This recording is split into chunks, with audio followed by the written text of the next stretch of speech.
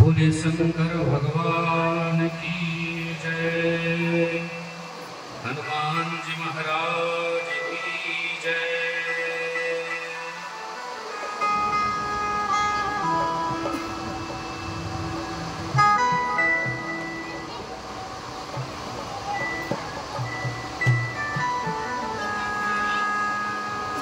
तो सूत जी महाराज बताते हैं सोनकर जी को शिवलिंग पूजन के विधान। कहते कि ध्यान करना चाहिए। ध्याये नित्यं महेशं रजतगिरिनिभं चारुचन्द्रावतंसं रत्नाकल्पोज्ज्वलांगं परशुमृगवराभेतिहस्तं प्रसन्नं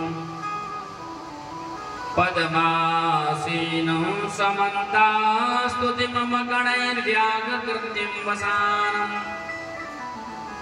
विश्वाद्यं विश्ववन्द्यं निखिलभयहरं पञ्चवक्त्रं त्रिनेत्रम्।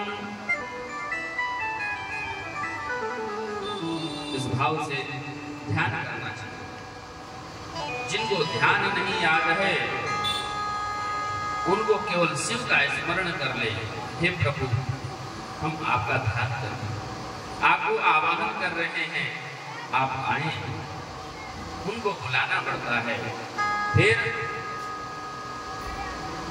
प्रतिष्ठा किया जाता है। और वैदिक मंत्रों में देखा जाए तो प्रतिष्ठा कैसे किया जाता है।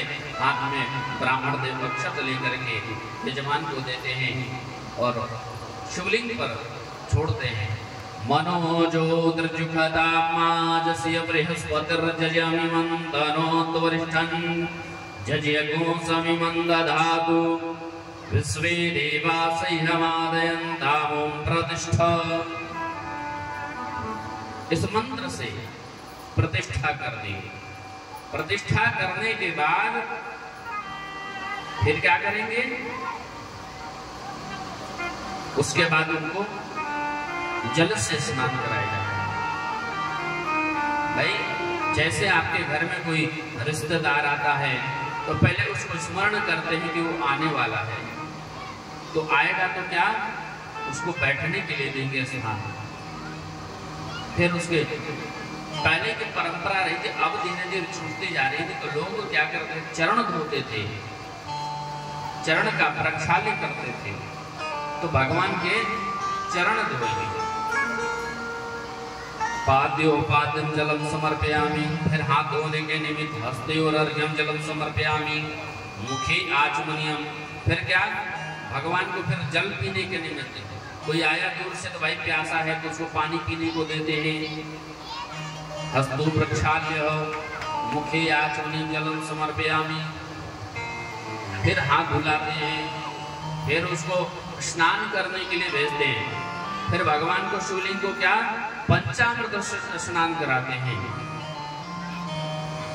पंचामृत से स्नान कराने के बाद फिर पुनः शुद्ध जल से स्नान कराएंगे। जैसे हम लोग स्नान करते हैं तो स्नान करने के बाद हम लोग साबुन लगाते हैं, ठीक है? उसी प्रकार भगवान का पंचामृत साबुन है। फिर साबुन लगाने के बाद स्नान करते हैं हम लोग फिर पुनः। तो क्या भगवान को फिर पुनः जल से स्नान करा कर शुद्ध करेंगे। फिर वस्त्र पहनाते हैं। वस्त्रो वस्त्रम समर्पयामि। और वस्त्र के बाद यज्ञोपवीत पहनाया जाता है। यज्ञोपवीतम परमं पवित्रम प्रजापतिर्य सहजं पुरस्तात् आयुष्यमग्रं प्रतिमुञ्च शुभ्रं यज्ञोपवीतं बलमस्तु तेज। यज्ञोपवीत पहना दिए भगवान को। इसके बाद क्या करेंगे? उपवस्त्र। यज्ञोपवीत पहनाने के बाद जो उत्तरीय होता है, ऊपर का वस्त्र, उपवस्त्र पहनाते भगवान को। ये विधान बता रहे हैं सूची सौनक ऋषि को शिवलिंग का पूजन का विधान कैसे करना चाहिए। उपवस्त्र पहनाए, उसके बाद चंदन लगाएंगे। गंधद्वारांतरागर्षा नित्य पुष्टांकरीषणीम ईश्वरीं सर्वभूतानां तामिहोपवै श्रियम्। तिलक चंदन करें, फिर रक्त चंदन लगाएंगे, फिर उसके बाद अक्षत चढ़ाते हैं। अक्षत चढ़ाने के बाद फिर उसके बाद पुष्प चढ़ाएंगे। भगवान को पुष्प अर्पण करेंगे, फिर दुर्वा अर्पण करेंगे। और दुर्वा अर्पण करने के बाद फिर जो शिवलिंग का जो जलहरी का स्थान होता है वहां फिर सिंदूर चढ़ाते हैं। सिंदूरिव प्राध्वनेषु घनासो वात परमियः पतयन्ति जपाः घृतस्य धारानुभो न वाजी काष्ठा तन्नुर्मिभि पिन्वमानः। ये वेद के मंत्र हैं, शुक्ल यजुर्वेद के।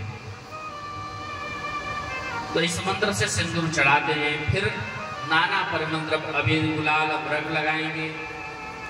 उसके बाद जैसे अपने आप को चमाचम सेंट मार के चलते हैं इधर उधर, है ना, उसी प्रकार भगवान को इत्र लगाते हैं।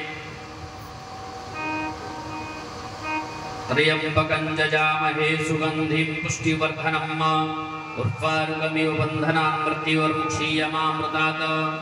त्र्यंबकं जजामहे सुगंधिं पतिवेदनम् उर्वारुकमिव बन्धनान् मुक्षीयमामृतः। ये वैदिक मंत्र हो गया। तो भगवान को सुगंधित द्रव्य चढ़ाते हैं। फिर उसके बाद धूप दीप दिखाएंगे। कैसे सूत्र जी बता रहे हैं कि षोडशोपचारी भगवान का पूजन करना चाहिए। इस षोडशोपचार पूजन में धूप दीप आएगा। धूपम समर्पयामि दीपम संदर्शयामि चंद्रमा मनसो जात चक्षोः सूर्यो अजायत श्रोत्राद्वायुषत्राण च मुखादग्निरजायत। धूप दीप दिखाएंगे भगवान को। ध्यान से सुन रहे हैं आप लोग कि केवल इधर से सुन के इधर से निकल जा रहा है? अभी हम पूछ देंगे तो कोई बता नहीं पाएगा।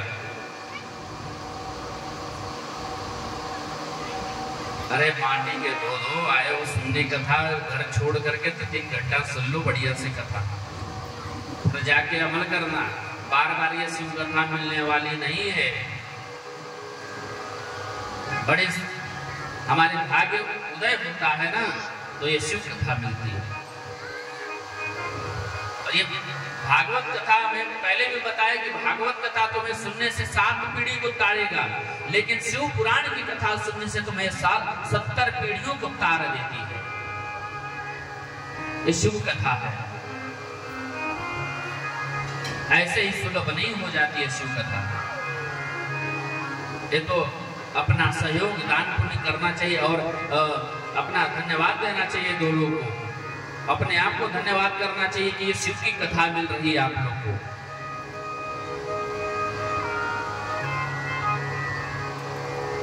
फिर धूप दीप भगवान को अर्पण करेंगे, धूप दीप दिखाएंगे। इसके बाद भगवान को नैवेद्य अर्पण करते हैं।